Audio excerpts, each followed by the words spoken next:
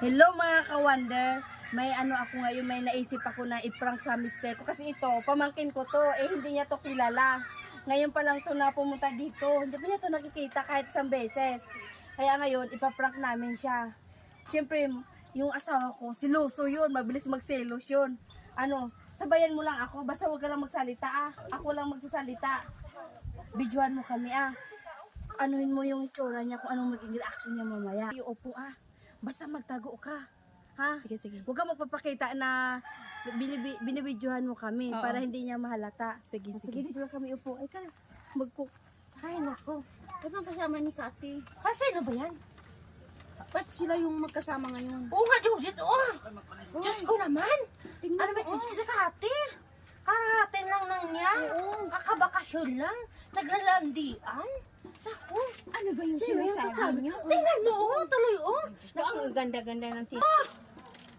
Tingnan mo tuloy. Ay, Diyos ko naman, si Katihon. Naghahanap Sino yung asawa ni Kati? Baka magalit yung asawa niya. Diyos ko, baka mahuli sila ngayon. Oo, Ay, lagot Diyos tayo ko nito. naman.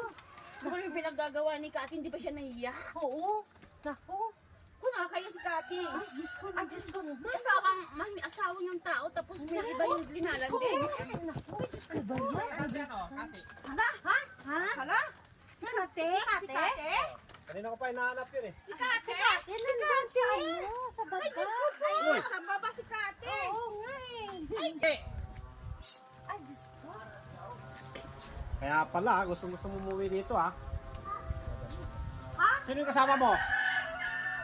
Ano kasama? Para ka namang ano? Kaya pala gusto mo umuwi sa Bisaya. Siyempre, taga rito ako. Ex mo dito ha. Hindi Is ka dyan. Di ka alis dyan? Ba't ka aalis? Tinuruan ko lang naman siya. Sabi ka namang ano? Ano? Di ka alis? Ay, Diyos ko po. Ha? Isa ko na limutan. Gusto mo umuwi dito sa Bisaya? Ay! Pinsan ko naman yun. Pamangkin ko yun Kasi magpinsan kami ng papa niya. Ba't di mo sinabi kaagad sa akin? Bakit nagtanong ka ba?